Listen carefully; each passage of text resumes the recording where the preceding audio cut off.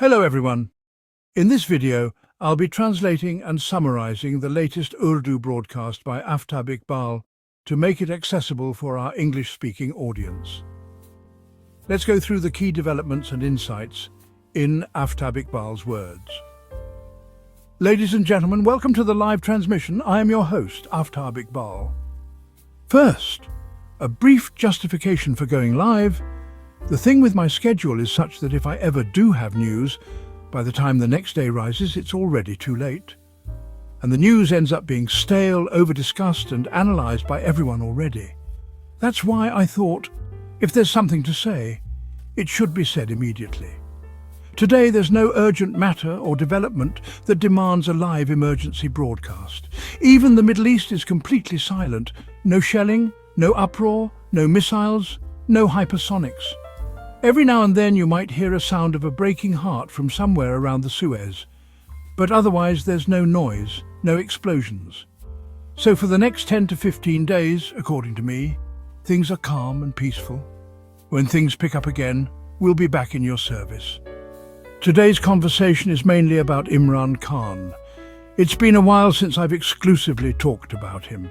The second part of today's talk will relate to news that often risks becoming stale. I'll share that at the end. Both parts are deeply connected with you. Let's first talk about Khan.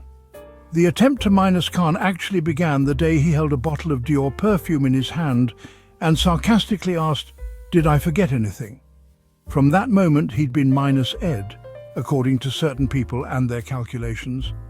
The mistake that the establishment made was that they completely erased him from their minds, thinking, Imran will not even exist in memory anymore. I spoke with top-level people at the time, when I was there, and from their conversations, expressions, idioms, tone, arrogance, it was evident they had made him a part of history, a closed chapter. That was a grave mistake. I won't go into too much detail because I want to keep this brief, otherwise this live session would become unnecessarily long. To a great extent they, meaning the establishment, did succeed. They forced a long innings upon you. And yet again, they made another mistake, thinking Khan wasn't unbreakable, that a time would come when Khan would give up. Some said, just give him a few more days. The intense heat or withdrawal from his so-called addictions, he won't be able to tolerate it. He'll come crawling to the table. But that didn't happen. And alhamdulillah, that didn't happen. This is something we, his close friends, are proud of. And this is a point of pride for the youth as well.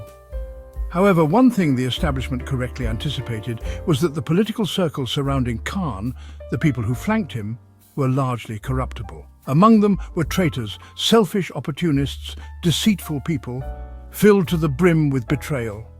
When they stood with Khan, they created the illusion that they were brave like him.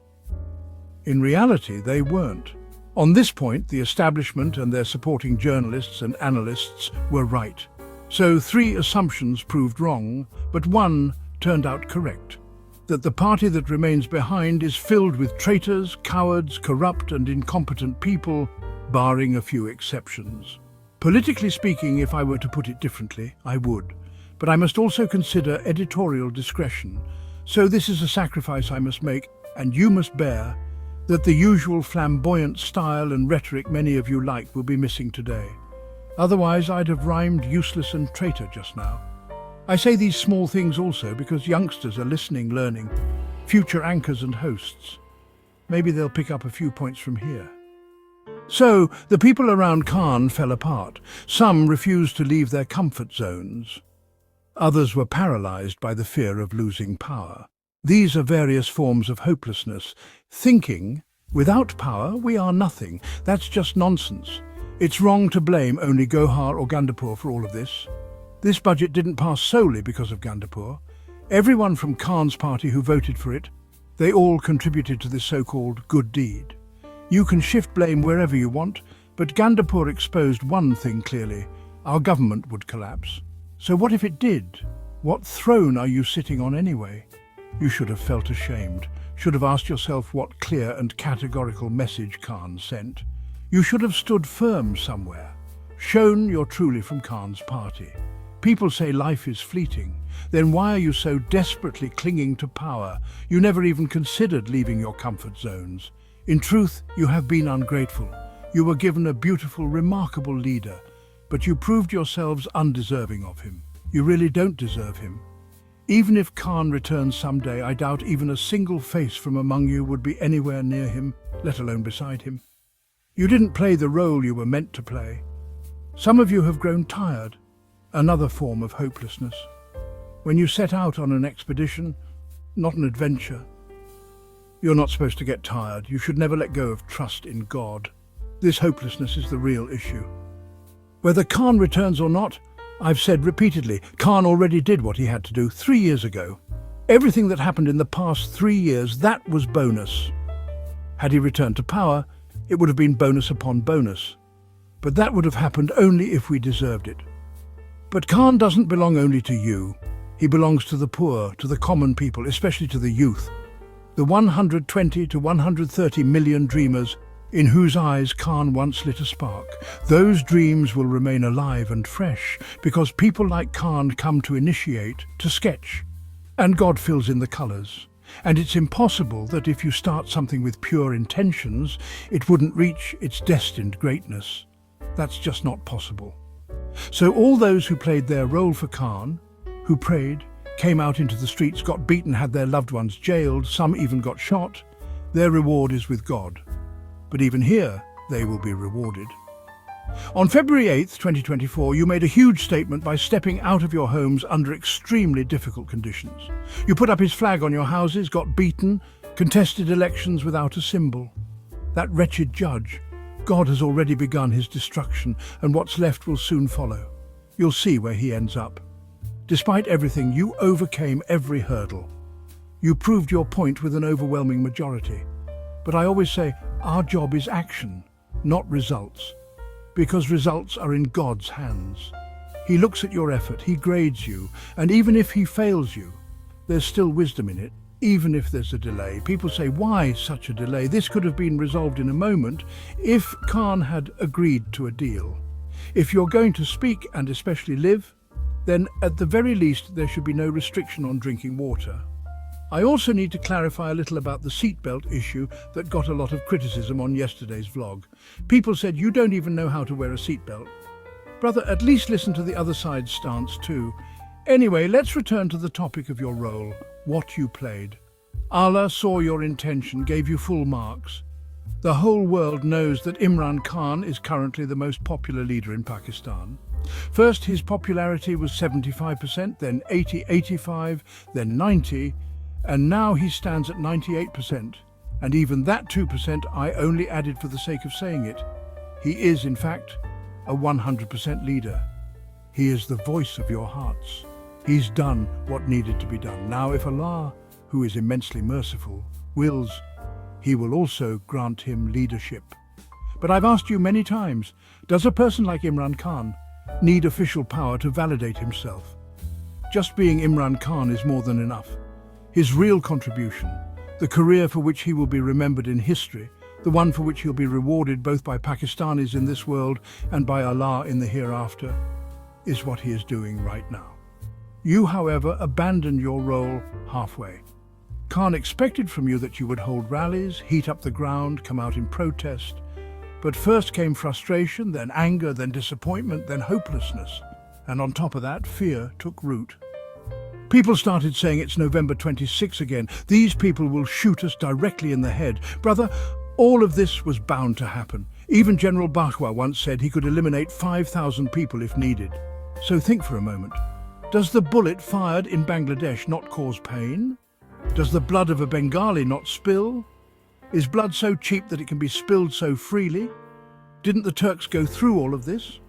Were people not shot at from helicopters? Didn't you see those scenes? This all happened.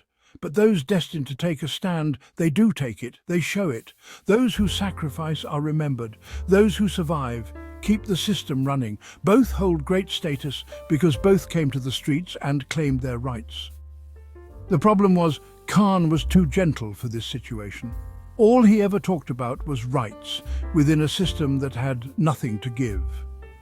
The difference between here and Bangladesh was that they had a civilian government, but the military was also under civilian rule. Anyway, let's now look at the reward you might get for your half-baked efforts. This will take us to the main news I want to discuss. I feel like I'm laying before you both the little information I have and my own analysis based on it. These monsters, these giants, these Form 47 type dinosaurs that were imposed upon you, they're all going to fall. I've been hinting at this for a long time, not as a fortune teller, but through instinct and analysis. Allah doesn't burden beyond capacity. He gives pain only as much as can be endured. The nation's suffering has reached a level where a reaction is inevitable. A phase of change is beginning, in my view. Those who betrayed Imran, those rulers in Punjab and Sindh, they are about to be surrounded. And this won't be a legal siege, not NAB, not the courts. This is God's siege that they are walking into. You've heard countless news stories. Social media is full of claims like sudden audits starting. Yes, audits happen, but this one is different. For 17 years, from A to Z, from Adil to Zardari, the same regime ruled Sindh, and only now the rot is being exposed, like in Larkana, where 90 billion rupees meant for development vanished into thin air. If you paid attention and broke free even briefly from despair, you'd realize the Punjab government, under Mariam Nawaz, has no accounting for 1 trillion rupees, 1,000 billion. Where did it go? This is a sign of divine reckoning. It's not just some random audit, it's not that simple. These things are being exposed all of a sudden for a reason. Imran's biggest mistake was that he took in all the dirt from the past, be it Bakwas, Kayanis or Musharrafs, into his own fold. A truckload of filth. He thought, it's okay, I'll launder it, we're together after all. And once he laundered them, they became legitimate. That's always been the way, from the Roman Empire to now. Now Gandapur Sahib will be the first to be held accountable. The public will ask about the 12 districts he passed through. What was done there? Even the auditors will question him. Where did the 30 million rupees worth of biscuits go? And those 130 to 140 million rupees spent on the CM office? Well, guests at the CM's office eat and drink. It's a tradition. You could have stopped it, but then, how would you bring back the era of Quaid-e-Azam, who asked why guests couldn't eat at home? This Mughal-style extravagance still exists, but it's done at the cost of the public. Your money, the public's taxes. That's how all this is funded. At first I couldn't understand what was happening, but after connecting the dots I realized that Trump meeting likely wasn't just about cryptocurrency. I'm not claiming I heard anything, it's just a hunch. But knowing how Trump operates, even if people don't take him seriously, others take advantage of his meetings to push their agendas. Since the establishment committed the original sin of imposing these monsters on us, nothing has gone right.